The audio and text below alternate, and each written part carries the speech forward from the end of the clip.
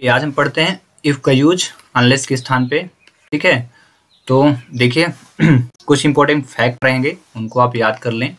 पहला काम देखो, स्ट्रक्चर मैं आपको बता देता हूँ। जब इफ का यूज करें तो इफ को यूज करें प्लस इसके बाद तुरंत सब्जेक्ट का यूज करना है। देन इसके बाद वर्ब की सब्जेक्ट के तुरंत बाद आपको डू या फिर डज नॉट का यूज करना है। डू या फिर DOES डज नॉट का यूज करना है।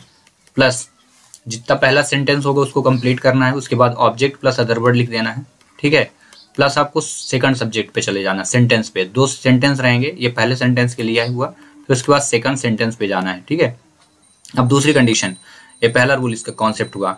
दूसरा कॉन्सेप्ट क्या याद रखना है आपको इसमें कि यदि सेकंड सेंटेंस पे आप फोकस करना। सेकंड सेंटेंस अगर निगेटिव हो तो उसको चेंज नहीं करना है, पूरा का पूरा जितना उसको लिख देना है। ठीक है, लेकिन यदि सेकंड सेंटेंस आपका क्या हो जाए, सेकंड अगर अफर्मेटिव सेंटेंस हो तो इसको तुरंत ही आपको निगेटिव बनाना है। ठीक है, ये वाला याद रखना है, सेकंड सेंटेंस को निगेटिव बना देना। देन निगेटिव बनाने के लिए आपको करना क्या है, तो याद रखना, निगेटिव अगर बनाना है तो निगेटिव बनाने के लिए आपको हेल्पिंग वर्ब के बाद तुरंत ऐड क्या करना है, नॉट का यूज कर देना। किसका यूज कर देना, हेल्पिंग वर्ब आइडेंटिफाई कर लेना। 24 हेल्पिंग वर्ब होती हैं, उनको आइडेंटिफाई करके आपको तुरंत नॉट लगा देना है। ठीक है, अब देखो कुछ और इंपॉर्टेंट चीजें। अब जैसे इसमें डू और डज के सब्जेक्ट तो आप आइडेंटिफाई कर लोगे, ठीक ना। अब डू और डज नॉट का यूज, ठीक है, करना है तो कैसे जानोगे, तो याद रखना डू का यूज अगर आपको करना है तो आपको बता देगा वर्ब की फर्स्ट फॉर्म कि डू नॉट यूज होगा। ठीक है, डू नॉट यूज होगा तो उसके लिए बताएगा कौन, वर्ब की फर्स्ट फॉर्म बताएगी। तो आपको क्या करना है, सेंटेंस में वर्ब की फर्स्ट फॉर्म आइडेंटिफाई कर लेना। ठीक है, और सेकंड क्या है, डज नॉट का यूज, तो इसकी भी पहचान कौन बता देगा, वर्ब की फिफ्थ फॉर्म बता देगी। ठीक है, तो ये इतनी मोस्ट इंपॉर्टेंट फैक्ट है, इनको आप पहले समझ लो, फिर उसके बाद सेंटेंस पे आप आ जाना। ठीक ना, इनको सबको रख लो। तो देखो क्वेश्चन हम पहला सॉल्व करते हैं। इसमें अनलेस है तो अनलेस की जगह क्या यूज करना है, आपको इफ का यूज करना है। ठीक है, पहला काम। इसके बाद तुरंत आपको वर्ब देखना है, तो वर्ब की कौन सी फॉर्म है, देखो वर्ब की फर्स्ट फॉर्म है। अब जब वर्ब की फर्स्ट फॉर्म है तो कौन सा यूज करना है, डू नॉट का यूज करना है। ठीक है, अब सेकंड सेंटेंस देख लेना है। तो यहाँ पे कंप्लीट होने के बाद सेकंड सेंटेंस की जो पहचान होगी वो किससे होगी, सब्जेक्ट से होगी। तो देखो ये सब्जेक्ट है और सब्जेक्ट के बाद देखो विल फेल लिखा, निगेटिव है। फेल का मतलब होता है निगेटिव मीन्स दे रहा। निगेटिव लिखा हो या कि निगेटिव मीन्स दी हो तब भी चेंज नहीं करना सेकंड को।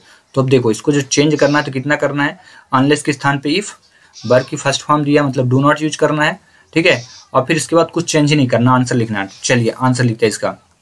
तो इसका आंसर क्या हो जाएगा, देखो इफ जो रूल है, इफ के बाद तुरंत सब्जेक्ट लेना है, तो इफ के बाद यू आ गया, इफ यू। ठीक है, उसके बाद तुरंत डू या डज नॉट लेना है, तो डू या डज नॉट के लिए वर्ब की फर्स्ट फॉर्म तो do not, if you do. ठीक है, वर्क हार्ड पूरा लिखना है, फिर अब work hard, if you do not work hard you will fail. इनका मीन्स भी निकालना, अगर क्वेश्चन का जो मीन्स हो वही आंसर का मीन्स आए तो आपने जो सॉल्व किया है, जो आंसर लिखा हो सही है। देखना, unless you work hard you will fail, यदि आप कठिन परिश्रम नहीं करते हैं तो आप फेल हो जाएंगे। इसमें देखिए if you do not work hard you will fail, वही यदि आप कठिन परिश्रम नहीं करते तो आप फेल हो जाएंगे। ठीक ना, तो दोनों अनलेस के स्थान पे इफ का समझ गए आप। देखिए पहला क्वेश्चन वो कंप्लीट। अभी हम करते हैं दूसरा।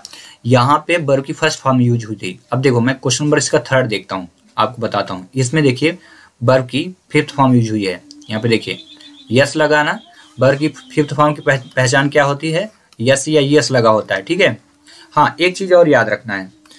ठीक है, उसमें क्या है, यदि आपका डज नॉट यूज हो रहा हो या फिर डू नॉट यूज हो रहा, तो इसमें आने वाला जो वर्ब होगा वो वर्ब की फर्स्ट फॉर्म होगी। ठीक है, ये भी नोट कर लेना। ठीक ना, तो चलिए हो गया। थर्ड को हम बाद में देखेंगे, पहले सेकंड ही कर देते हैं। अनलेस के स्थान पे किसका यूज करना है, इफ का, तो आप पहले लिख दो इफ, हो गया। इसके बाद इफ के बाद तुरंत सब्जेक्ट इफ यू आ गया, फिर वर्ब की फर्स्ट फॉर्म ही यूज हुई है यहाँ पे इफ यू, तो डू नॉट यूज कर दीजिए, if you do not work, और फिर इसके बाद जितना है वर्ब की first form if you do not work hard, पूरा वर्क हार्ड। और ये निगेटिव बन गया, निगेटिव जब होगा तो नो चेंज। यहाँ लिखा हूँ मैं, निगेटिव अगर है, ये लिखा ना, सेकंड सेंटेंस निगेटिव है तो नो चेंज, निगेटिव में नो चेंज करना है। ठीक है, if you do not work hard, फिर इसके बाद पूरा sentence you will not pass. ठीक है, ये हुआ करेक्ट आंसर। ठीक है, अब क्वेश्चन नंबर थर्ड करते हैं। क्वेश्चन नंबर थर्ड पे देखिए अनलेस, फिर से इफ का यूज करिए आप। ठीक है, इफ के बाद तुरंत सब्जेक्ट इफ इट हो गया। इसके बाद यहाँ फिफ्थ फॉर्म यस लगा है तो वर्ब की फिफ्थ डज नॉट आएगा, DOES, डज नॉट। और डज नॉट के बाद देखो ये बोला है ना, डू हो चाहे डज नॉट हो, वर्ब की कौन सी फॉर्म आनी चाहिए इसके बाद? फर्स्ट। तो रैन्स में यस हटाइए तो रैन हो जाएगा, ठीक है। If it does not rain, इसके बाद सेंटेंस देखो अगला क्या है, we shall go to school. इसमें पॉजिटिव अफर्मेटिव सेंटेंस बन रहा है, सेकंड सेंटेंस अफर्मेटिव। तो ये बोला है ना, अगर अफर्मेटिव हो तो क्या बनाना है? निगेटिव। और निगेटिव बनाने के लिए क्या करेंगे? निगेटिव बनाने के लिए हेल्पिंग वर्ब आइडेंटिफाई करके नॉट लगाना है। तो यहाँ देखिए शैल, ठीक है ना, शैल के बाद तुरंत नॉट। तो नॉट रैन, वी शैल, यहाँ लिखिए वी शैल के बाद क्या लिखेंगे? वी शैल नॉट लग गया, गो टू स्कूल, SCHOOL। इस प्रकार ये क्वेश्चन का जो सोल्यूशन है कंप्लीट हुआ। अगला क्वेश्चन नंबर इसी का 4th, इसको भी आइडेंटिफाई करते हैं पहले। अनलेस हुआ तो तुरंत इफ यूज करिए, इफ फिर सब्जेक्ट लीजिए, इफ ही वर्क्स, यस लग गया, वर्क की फिफ्थ फॉर्म है। और फिफ्थ फॉर्म है तो does not, he does not, और डज नॉट के बाद वर्क की फर्स्ट फॉर्म तो वर्क, ठीक है, ये आ गया, ठीक है। If he does not work hard, ठीक है, हार्ड। इसके बाद सेकंड सेंटेंस देखिए, फेल आ गया। फेल निगेटिव मीन्स बताता है, सेंटेंस निगेटिव हुआ तो पूरा लिख दीजिए, हार्ड ही विल फेल, और ये इसका आंसर हुआ, ठीक है। चलिए इसी का क्वेश्चन नंबर 5th करते हैं। तो 5th में देखते हैं क्या दिया है। 5th को देखें, अनलेस ही कम्स, तो अनलेस हटाइए, इफ लगाइए, सब्जेक्ट लीजिए, इफ ही कम्स, वर्ब की फिफ्थ फॉर्म आ गई। और 5th को बना लीजिए फर्स्ट, तो कम हो जाएगा, ठीक है। और 5th है तो does not, if he does not लिख लिए, देन डज नॉट, इसके बाद वर्ब की फर्स्ट फॉर्म कम आ गया, ऑन टाइम पूरा लिख दीजिए। पहला सेंटेंस यहाँ तक कंप्लीट हुआ। अब सेकंड सेंटेंस पे आते हैं, तो द टीचर विल पनिश हर, ठीक है। ये सेंटेंस क्या हो गया?